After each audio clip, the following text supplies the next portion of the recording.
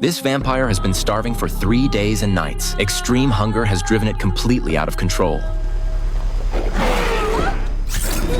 Vampires, once the superior species, are now being tortured by humans in agony, yet passers-by don't even bat an eye. It turns out, in the near future, a mysterious virus carried by bats triggered a global plague. 99% of humanity was infected, turning into creatures that can only come out at night. Blood has become the scarcest commodity. Only a privileged few with money can afford expensive blood coffee to stay alive. Those lower-class vampires who've been starving for too long mutate into terrifying monsters lurking underground. If they can't bite their own kind for blood, they'll resort to devouring their own bodies to survive. As the vampire population keeps growing, the blood reserves are on the brink of running dry. Scientist Edward's synthetic blood has also failed. He attempts to inject the synthetic blood into a volunteer, but the volunteer's body instantly has a violent rejection reaction. Massive blisters erupt all over the skin. Edward tries to inject a serum to save him, but the volunteer explodes and dies within seconds. On his way home, Edward is distracted and uneasy, nearly crashing into an oncoming car. Fortunately, he slams on the brakes just in time, barely saving his own life. Edward quickly gets out to check and sees a woman with a crossbow stepping out of the other vehicle. Before he can say a word, an arrow pierces through his arm. Edward is shocked to discover that these people are all surviving humans. Just as the woman hesitates over whether to kill this vampire,